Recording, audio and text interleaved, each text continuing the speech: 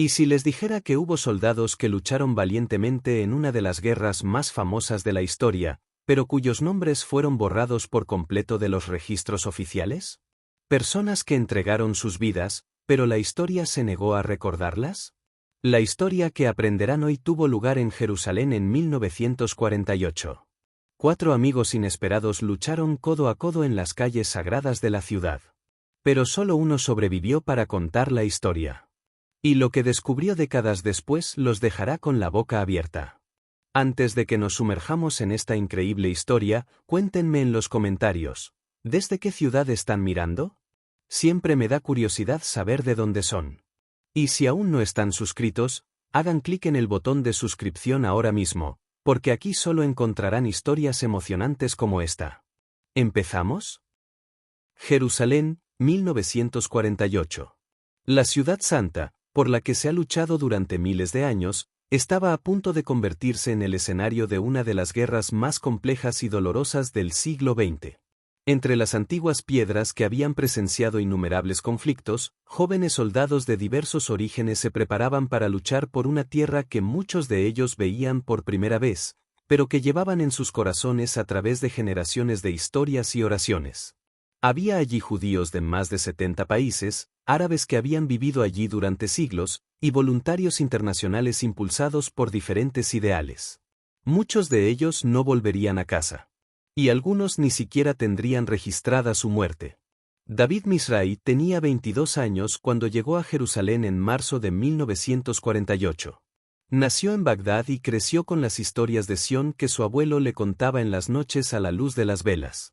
Cuando la violencia contra los judíos en Irak se intensificó tras la votación de la ONU sobre la partición de Palestina, David decidió que era hora de irse. Dejó atrás a sus padres, a sus 5 hermanos, a una novia prometida llamada Laila, y toda una vida de recuerdos en las estrechas calles de su ciudad natal. Voy a construir un hogar para todos nosotros, le prometió a su madre antes de partir. En 1 año, 2 a lo sumo, vendrán a reunirse conmigo en Jerusalén. El viaje a la ciudad santa fue una pesadilla de contrabando, sobornos y cruces peligrosos. David viajó escondido en camiones, cruzó fronteras por la noche y pagó a contrabandistas que lo robaron más de una vez. Cuando finalmente vio las murallas de Jerusalén por primera vez, se arrodilló y lloró. No eran lágrimas de alegría, sino una extraña mezcla de cumplimiento y terror. Porque incluso desde lejos, podía oír los disparos. La guerra ya había comenzado, y él caminó directamente hacia ella. David fue reclutado de inmediato por la Haganá, la principal organización de defensa judía. Recibió un rifle viejo, algunas instrucciones básicas sobre cómo no dispararse en el pie, y fue enviado a ayudar a defender el barrio judío en la ciudad vieja. Allí, conoció a otros como él, jóvenes que habían cruzado océanos y desiertos para luchar por una patria que existía más como un sueño que como una realidad. Estaba Mosé, un sobreviviente de Auschwitz que llevaba números tatuados en su brazo y pesadillas cada noche. Estaba Sara, una mujer de Tel Aviv que se negó a ser solo enfermera e insistió en luchar junto a los hombres. Y también estaba Ahmed. Ahmed al-Khalidi era una paradoja andante en el Jerusalén de 1948. Palestino de nacimiento, musulmán de fe, pero combatiente del lado judío por elección. Su historia era demasiado compleja para las consignas simplistas que dominaban ambos lados del conflicto. Había rescatado a una familia judía de los disturbios en 1936 y se había hecho muy amigo de ellos. Cuando estalló la guerra, su propia familia fue expulsada de su hogar por milicias judías, pero los amigos que él había salvado lo protegieron y le ofrecieron refugio. Atrapado entre 2 mundos, Ahmed eligió luchar junto a quienes lo habían aceptado, convirtiéndose en uno de los pocos árabes palestinos que lucharon por la Haganá. Su familia lo veía como un traidor. Sus amigos judíos nunca confiaron plenamente en él. Ahmed estaba condenado a ser un extraño en su propia tierra, luchando por un futuro que no tenía un lugar claro para gente como él. Ahmed, por su parte, vivía un infierno privado. Durante sus patrullas nocturnas, ocasionalmente distinguía rostros al otro lado de las barricadas, primos lejanos, vecinos de la infancia, personas con las que había rezado en la misma mezquita. Una noche, durante un intercambio de disparos, se encontró apuntando a quien juraría que era su tío. No disparó. pero tampoco bajó el arma por completo. Se quedó congelado en ese momento imposible hasta que Mosé lo arrastró de vuelta a la cubierta. ¿Viste a alguien que conoces?, preguntó Mosé, su voz sorprendentemente suave para alguien que había sobrevivido a campos de concentración. Ahmed solo asintió, incapaz de hablar. La guerra hace eso, dijo Mosé. Convierte todo lo que amamos en algo a lo que debemos temer. Sara era la que mantenía la moral entre los combatientes. Tenía una habilidad increíble para encontrar humor incluso en las situaciones más desesperadas. Cuando las raciones se redujeron casi a nada, organizó lo que llamó un festín imaginario donde cada persona describía con vívido detalle su comida favorita. David habló del masgouf de su madre, un pescado asado sazonado con especias que le hacían salivar solo con el recuerdo. Ahmed describió la macluba de su abuela, capas de arroz, verduras y carne que se volteaban sobre el plato en una dramática presentación. Mosé, con los ojos llorosos, habló del cholent que su madre solía preparar cada sabbat, cociéndose lentamente durante toda la noche. Y Sara, con una sonrisa triste, describió el saksuka que hacía con su hermana, huevos escalfados en salsa de tomate picante. Pero el hambre no se romantizó por mucho tiempo. Los niños comenzaron a morir. Primero los pequeños, luego los ancianos, y después cualquiera que ya estuviera débil o enfermo. David se ofreció como voluntario para ayudar a cavar tumbas, un trabajo que nadie quería hacer pero que era necesario. Allí, entre las antiguas piedras de Jerusalén, mientras enterraba a personas que no había conocido en vida pero de cuya muerte había sido testigo, David comenzó a dudar de todo. ¿Para qué sirve un hogar?, escribió en otra carta que nunca se enviaría, si estamos construyendo su cimiento sobre los cuerpos de los hambrientos. Ahmed, por su parte, vivía un infierno privado. Durante sus patrullas nocturnas, ocasionalmente distinguía rostros al otro lado de las barricadas, primos lejanos, vecinos de la infancia, personas con las que había rezado en la misma mezquita. Una noche, durante un intercambio de disparos, se encontró apuntando a quien juraría que era su tío. No disparó. Pero tampoco bajó el arma por completo. Se quedó congelado en ese momento imposible hasta que Mosé lo arrastró de vuelta a la cubierta. ¿Viste a alguien que conoces?, preguntó Mosé, su voz sorprendentemente suave para alguien que había sobrevivido a campos de concentración. Ahmed solo asintió, incapaz de hablar. La guerra hace eso, dijo Mosé. Convierte todo lo que amamos en algo a lo que debemos temer. Sara era la que mantenía la moral entre los combatientes. Tenía una habilidad increíble para encontrar humor incluso en las situaciones más desesperadas. Cuando las raciones se redujeron casi a nada, organizó lo que llamó un festín imaginario donde cada persona describía con vívido detalle su comida favorita. David habló del masgouf de su madre, un pescado asado sazonado con especias que le hacían salivar solo con el recuerdo. Ahmed describió la macluba de su abuela, capas de arroz, verduras y carne que se volteaban sobre el plato en una dramática presentación. Mosé, con los ojos llorosos, habló del cholent que su madre solía preparar cada sabbat, cociéndose lentamente durante toda la noche. Y Sara, con una sonrisa triste, describió el saksuka que hacía con su hermana, huevos escalfados en salsa de tomate picante. Pero el hambre no se romantizó por mucho tiempo. Los niños comenzaron a morir. Primero los pequeños, luego los ancianos, y después cualquiera que ya estuviera débil o enfermo. David se ofreció como voluntario para ayudar a cavar tumbas, un trabajo que nadie quería hacer pero que era necesario. Allí, entre las antiguas piedras de Jerusalén, mientras enterraba a personas que no había conocido en vida pero de cuya muerte había sido testigo, David comenzó a dudar de todo. ¿Para qué sirve un hogar?, escribió en otra carta que nunca se enviaría, si estamos construyendo su cimiento sobre los cuerpos de los hambrientos. Mayo de 1948 trajo consigo la intensificación de los combates. Se había declarado la independencia de Israel, y los ejércitos de 5 naciones árabes invadieron el recién nacido Estado. En la ciudad vieja de Jerusalén, los defensores judíos estaban cada vez más aislados, sin posibilidad de refuerzos y con los suministros completamente agotados. Era solo cuestión de tiempo antes de que se vieran obligados a rendirse o a morir luchando. David, Ahmed, Mosé y Sara se habían vuelto inseparables. Eran una unidad improvisada de 4 personas, que se cubrían las espaldas, Compartían sus menguantes raciones y mantenían conversaciones susurradas en las horas muertas de la noche sobre el mundo que esperaban construir cuando la guerra terminara. Si es que terminaba alguna vez. Si es que ellos sobrevivían.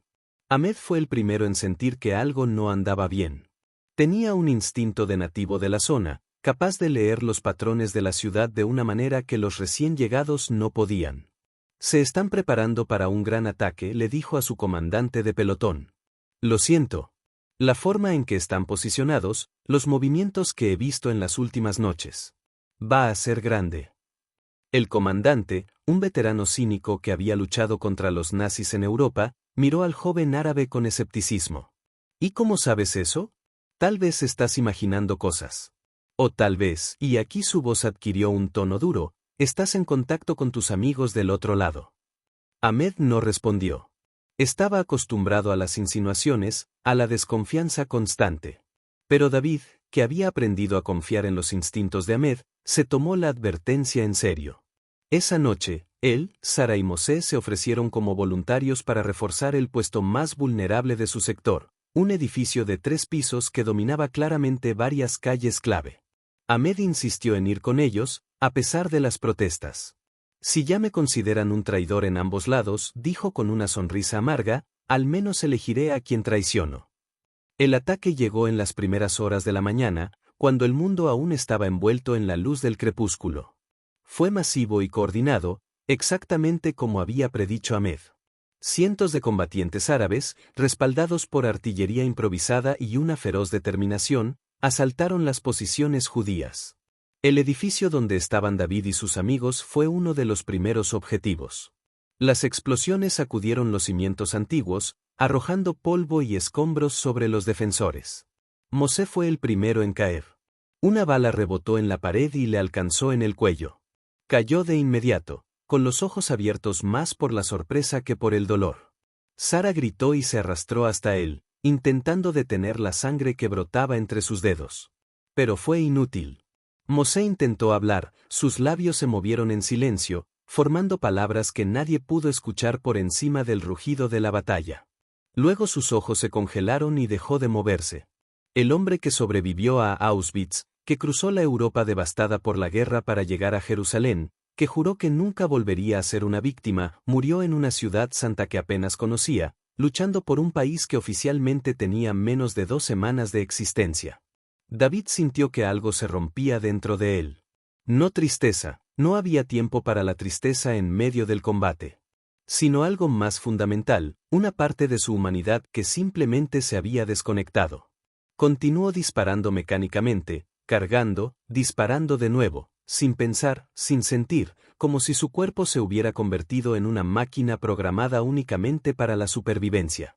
A su lado, Sara lloraba y disparaba simultáneamente, las lágrimas dejando rastros limpios en su rostro cubierto de polvo.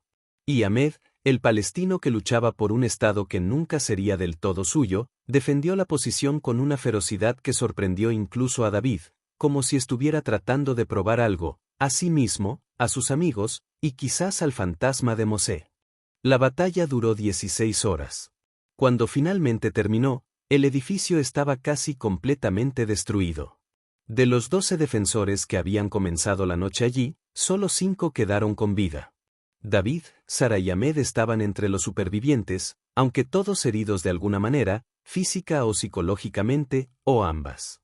El cuerpo de Mosé yacía enterrado bajo los escombros de un piso que se había derrumbado durante un bombardeo particularmente intenso. No pudieron recuperarlo.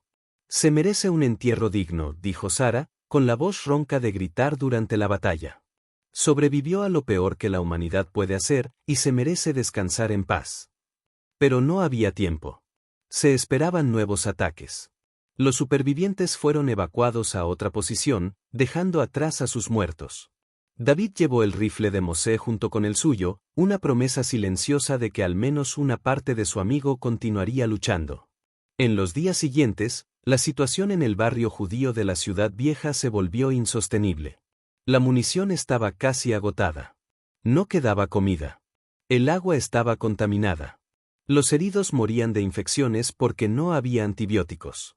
Los niños lloraban de hambre sin cesar, un sonido que atormentaba a David más que cualquier disparo. El 28 de mayo de 1948, después de semanas de heroica resistencia, los defensores del barrio judío se rindieron. La rendición fue humillante, pero necesaria. Los combatientes fueron hechos prisioneros, los civiles fueron evacuados. David, Sara y Ahmed fueron separados en el caos de la rendición. David fue llevado a un campo de prisioneros en Jordania, donde pasaría los siguientes 18 meses. Antes de que lo llevaran, logró entregar sus cartas no enviadas a un anciano civil que estaba siendo evacuado. Por favor, suplicó David, envíale esto a mi familia en Bagdad. Necesitan saber que estoy vivo.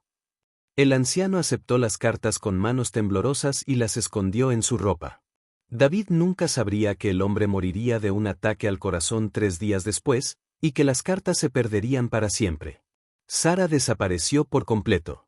Nadie supo su destino. Algunos dijeron que fue llevada a un hospital en Amán. Otros susurraron que la mataron durante la evacuación. Décadas más tarde, una mujer en Tel Aviv juró haber visto a Sara en Beirut en 1952, viviendo bajo un nombre falso, demasiado traumatizada por la guerra para volver a casa. Pero esta historia nunca fue confirmada. Oficialmente, Sara simplemente se desvaneció de los registros como paradero desconocido. Y Ahmed se enfrentó al destino más cruel de todos. Cuando los combatientes árabes descubrieron su identidad, un palestino que luchó junto a los judíos, fue acusado de traición. No hubo juicio, no hubo defensa. Fue ejecutado sumariamente en una estrecha calle de la Ciudad Vieja, y su cuerpo fue dejado como advertencia para otros que consideraran la colaboración. La ironía era amarga. Ahmed fue rechazado por su propia gente por luchar con los judíos, pero los registros israelíes nunca lo reconocerían oficialmente como un combatiente porque era árabe. Cayó en las grietas de la historia, un hombre sin nación, sin reconocimiento, sin una tumba marcada. David se enteró del destino de Ahmed solo años después, a través de un exprisionero que fue testigo de su ejecución. La noticia lo destrozó de una manera que la guerra no había podido.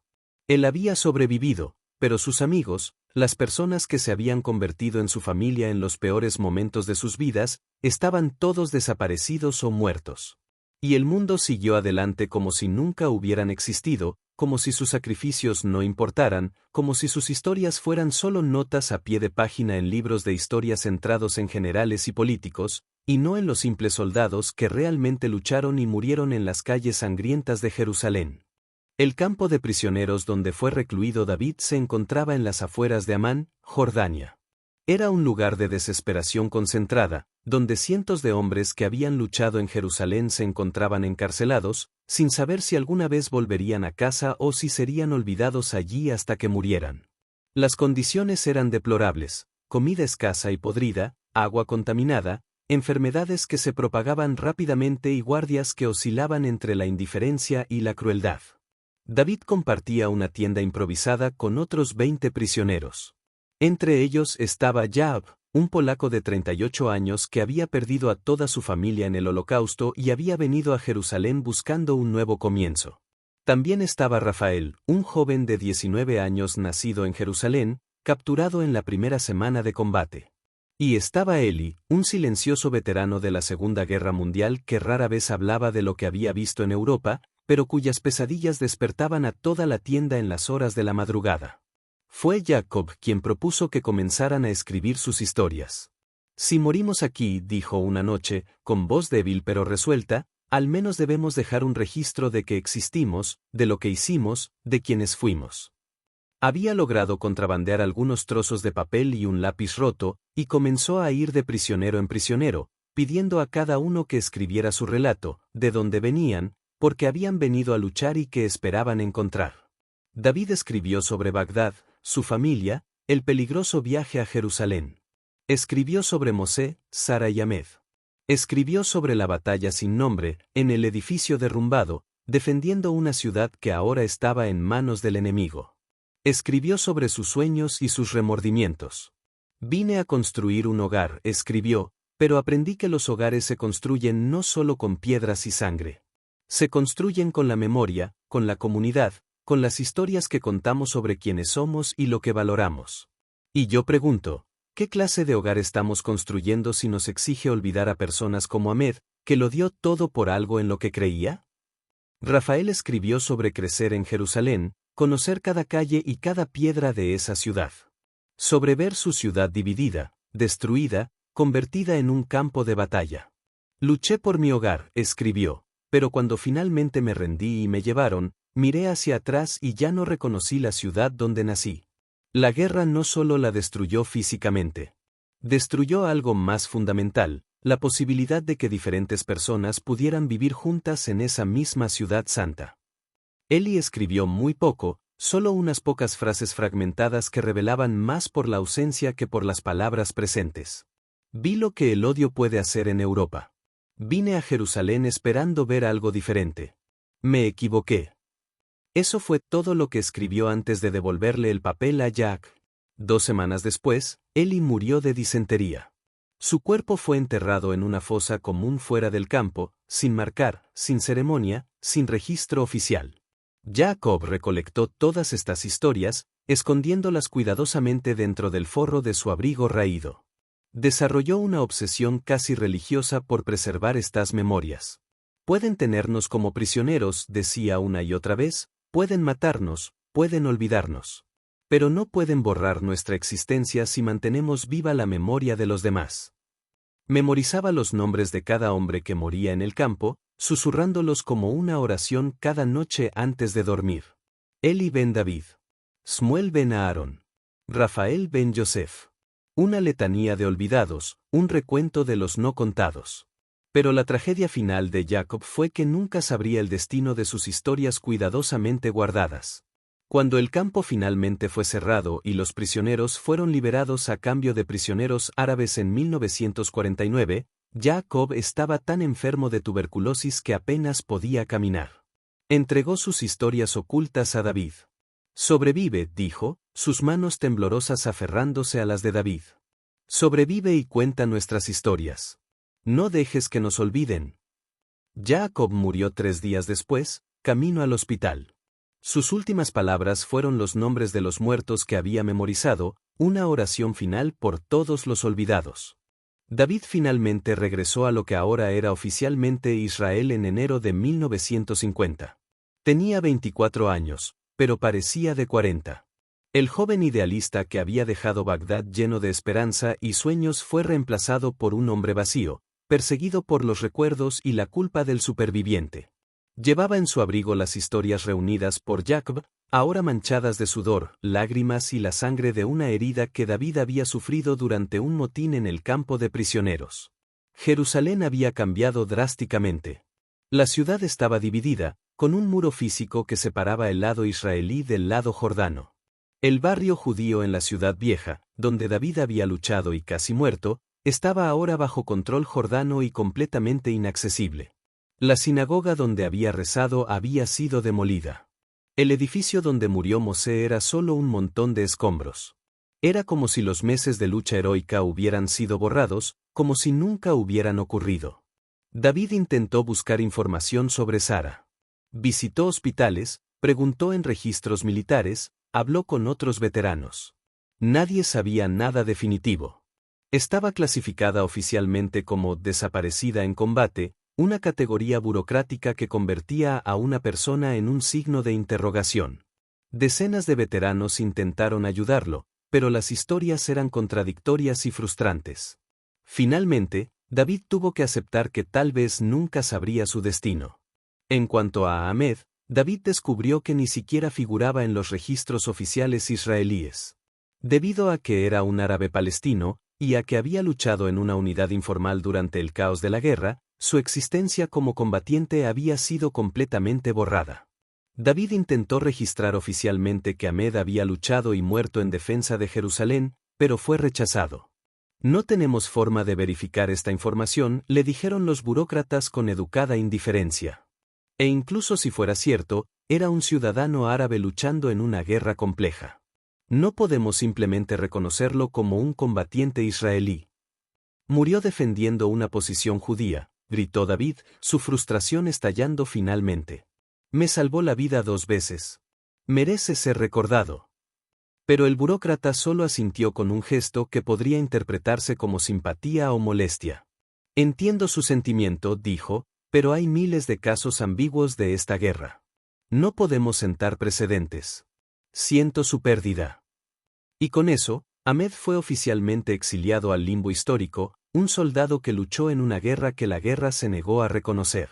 David se sentía más perdido en Israel que como refugiado. Intentó escribir a su familia en Bagdad, pero las cartas fueron devueltas o desaparecieron por completo. La situación de los judíos en Irak se había deteriorado drásticamente después de la guerra de 1948 y había comenzado una ola de inmigración masiva, Aliyah. David no sabía si su familia estaba a salvo, si habían logrado salir, si estaban vivos. La incertidumbre era una herida que nunca sanaba, un dolor sordo que llevaba consigo cada día. Finalmente, David se enteró por conocidos de que su familia se había visto obligada a huir de Irak, dejándolo todo atrás. Pero no vinieron a Israel. Asustados por las historias de guerra y violencia, optaron por viajar a Londres, donde tenían parientes lejanos. David intentó ponerse en contacto a través de la Cruz Roja, pero las cartas tardaban meses en llegar y las respuestas eran frías y formales. Su madre había muerto de un ataque al corazón durante la huida de Irak. Su padre lo culpaba por haberse ido, por haber dejado a la familia vulnerable. Sus hermanos intentaban reconstruir una vida en un país extranjero cuya lengua apenas conocían. No vengas aquí, escribió su hermano mayor en una de las pocas cartas que David recibió. Hiciste tu elección. Vive con ella. David leyó esa carta cientos de veces, cada lectura cortando más profundamente, hasta que finalmente la colocó dentro de la caja con las historias de Jacob y decidió no volver a abrirla nunca más. Pasaron décadas. David se casó, tuvo hijos, y construyó una vida en Jerusalén. Pero una parte de él nunca abandonó aquel edificio en ruinas de la ciudad vieja, nunca dejó de escuchar los gritos de Mosé, nunca dejó de buscar el rostro de Sara entre la multitud. Se hizo profesor de historia, una profesión que eligió deliberadamente para poder hablar de los olvidados. Pero descubrió que incluso en el aula, ciertas historias se consideraban demasiado complejas para ser enseñadas. Cuando intentaba hablar de Ahmed, sus colegas le aconsejaban evitar mencionarlo. ¿Por qué complicar la narrativa?, le decían. Los estudiantes necesitan entender la historia de forma clara.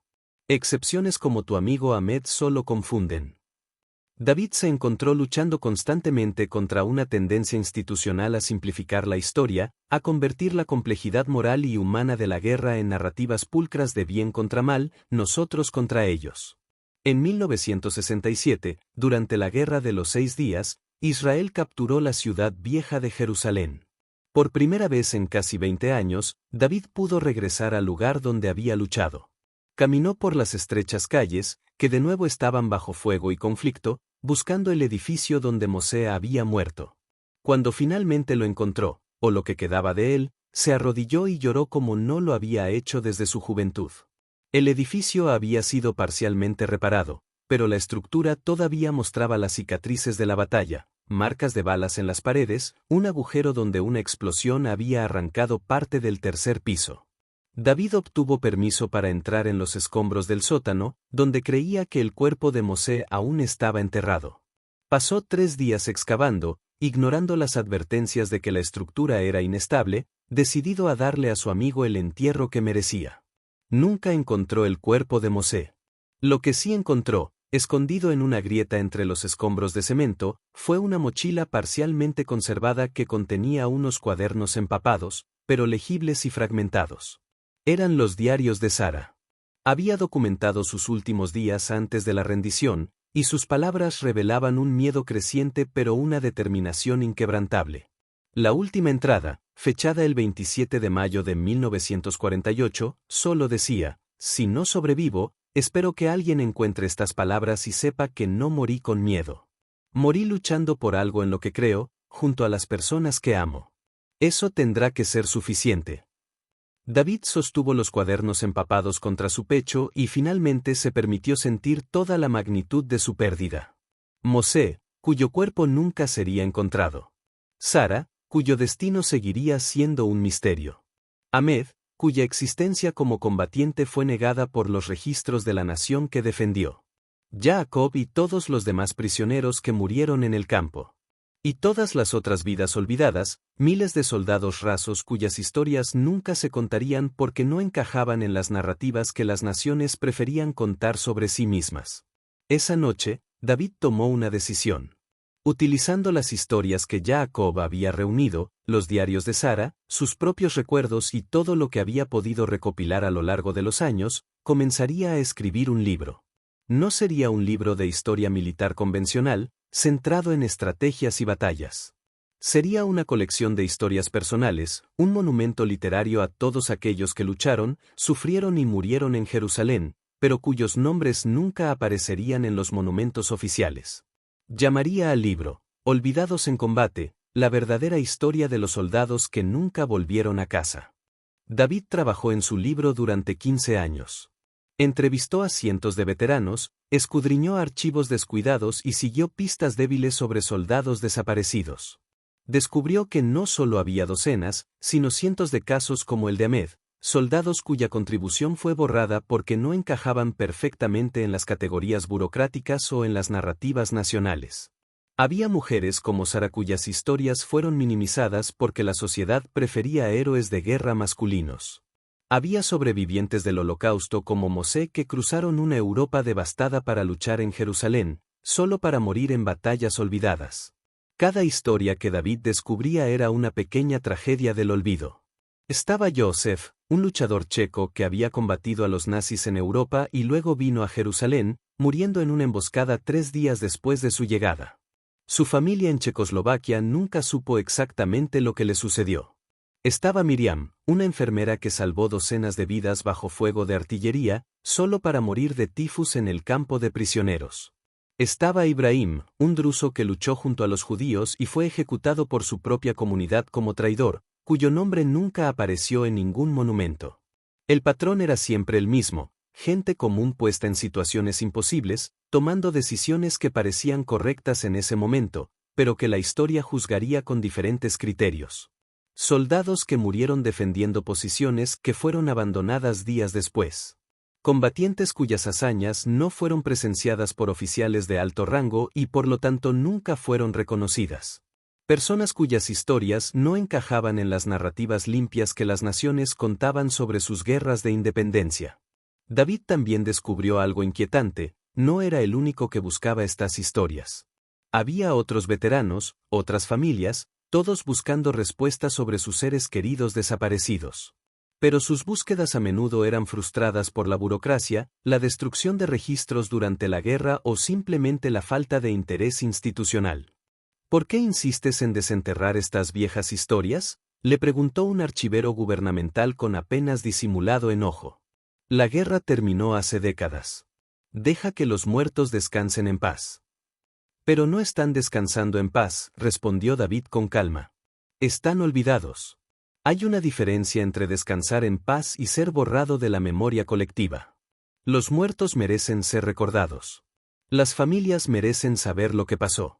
Y nosotros, los vivos, merecemos la historia completa, no una versión desinfectada que omite todas las partes incómodas. El libro de David fue publicado finalmente en 1982, por una pequeña editorial que creía en la importancia de preservar las historias marginales. No fue un bestseller. No recibió gran atención mediática.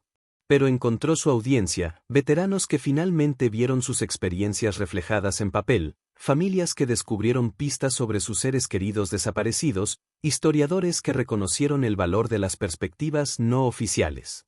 Entre los lectores estaba una mujer de 60 años llamada Laila. Era la novia prometida de David en Bagdad, a quien había dejado atrás cuando se fue a Jerusalén en 1948. Laila se había casado con otro hombre, criado hijos y construido una vida en Londres después de huir de Irak.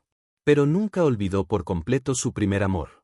Cuando vio su nombre en la portada del libro, por casualidad en una librería londinense, su corazón casi se detuvo. Laila le escribió a David una carta llena de recuerdos, perdón y profunda tristeza por lo que podría haber sido. Leí tu libro, escribió, y finalmente entendí por qué te fuiste. Finalmente entendí la carga que has llevado todos estos años. Espero que encontrar estas historias, darle voz a los olvidados, te haya traído algo de paz. David recibió la carta y lloró. No lágrimas de arrepentimiento, sino de reconocimiento de todas las vidas que podrían haber sido, de todos los caminos no tomados.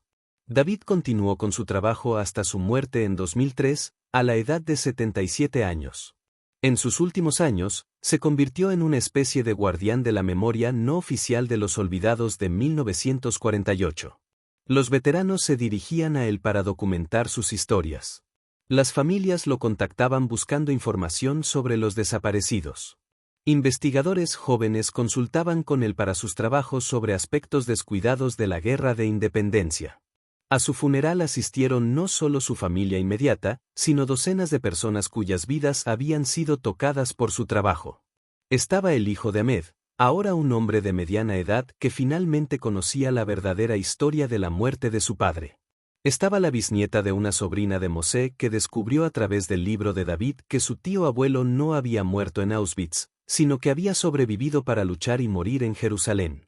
Estaba un hermano menor de Rafael que finalmente obtuvo respuestas sobre lo que le sucedió a su hermano después de la rendición. Y, además, estaban representantes de organizaciones dedicadas a preservar historias de guerra, historiadores interesados en narrativas no oficiales e incluso algunos burócratas gubernamentales que habían cambiado de opinión sobre la importancia de documentar todas las historias, no solo las que encajaban cómodamente en las narrativas nacionales. Sobre la tumba de David, su hija mayor leyó en voz alta la dedicatoria que escribió al comienzo de su libro, a Mosé, Sara, Ahmed, Jacob y a todos los demás cuyos nombres fueron olvidados por la historia oficial. Lucharon con valentía, sufrieron con dignidad y murieron con honor. No permitiré que los olviden. Esta es mi promesa para ustedes, mis amigos, mis compañeros de fatigas, mis queridos fantasmas. Años más tarde, el libro de David fue redescubierto por una nueva generación de historiadores interesados en la historia oral y las narrativas marginales. Fue reeditado, traducido a varios idiomas y se utilizó en las aulas para enseñar sobre la complejidad de la guerra y la importancia de preservar múltiples perspectivas históricas. Las historias de Mosé, Sara, Ahmed y muchos otros finalmente encontraron la audiencia más amplia que David siempre había deseado. En Jerusalén, finalmente se colocó una pequeña placa conmemorativa en el lugar donde se encontraba el edificio que David, Mosé, Sara y Ahmed habían defendido.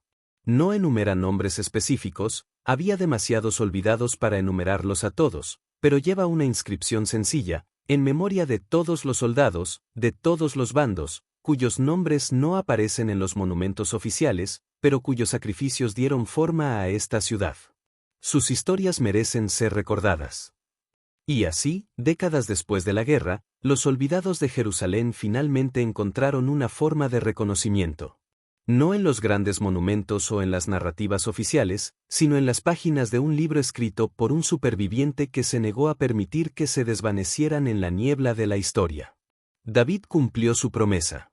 Los muertos que amaban no fueron olvidados. Sus historias continuaron contándose, generación tras generación, un testimonio perdurable de que cada vida importa, cada historia merece ser escuchada, y que la verdadera heroicidad a veces reside no en los actos de guerra, sino en la incansable determinación de preservar la memoria de aquellos que el mundo prefirió olvidar. David cargó durante 55 años con las historias de amigos que el mundo había olvidado. Mosé, Sara, Ahmed, nombres que nunca aparecieron en los libros de historia, pero que dieron forma al destino de Jerusalén. ¿Cuántas historias más como estas existen ahí afuera, esperando ser contadas? La verdad es que toda guerra tiene a sus olvidados. Soldados sin monumentos. Héroes sin reconocimiento. Vidas que fueron importantes, pero que la historia oficial decidió borrar. Y tal vez, en tu propia ciudad, existan historias así que nadie recuerda ya. A propósito, dime en los comentarios, ¿desde qué ciudad estás viendo este video? Y si conoces alguna historia de guerra o de heroísmo olvidada de tu zona, compártela con nosotros. Porque toda historia merece ser escuchada. Nos vemos en el próximo video.